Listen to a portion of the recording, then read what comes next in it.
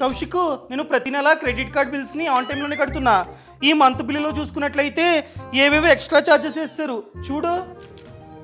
అది last month TV కొన్నావు గుర్తుందా? అవును, నేను క్యాష్తో కొన్నా. డబ్బుతోనే కొన్నావు, కానీ డబ్బులు ఎక్కడవి? ఆ రోజు స్వైపింగ్ మెషిన్ పనిచేయలే, అందుకనే పక్కనే ఏటీఎం ఉంటే ఏటీఎంకి వెళ్ళి విత్డ్రా చేస్తా 50,000. ఆ 50,000 విత్డ్రా చేసి ఇచ్చేస్తా షోరూంలో. నువ్వు ఏటీఎంకి వెళ్ళి క్రెడిట్ కార్డుతో డబ్బుని విత్డ్రా చేస్తే ఛార్జెస్ పడతాయి.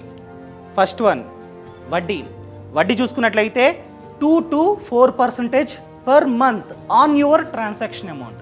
అంటే ఇయర్లీ 24 to 48%, చాలా ఎక్కువ. Next one cash advance fee. అది చూసుకున్నట్లయితే 2 to 3% on your transaction amount. దానితో పాటు జిఎస్టీ. ఇన్ని ఛార్జెస్ ఉంటాయి. అందుకనే నీ క్రెడిట్ కార్డుతో ఏటీఎంకి వెళ్ళి విత్డ్రా చేయకు నెక్స్ట్ టైం నుంచి.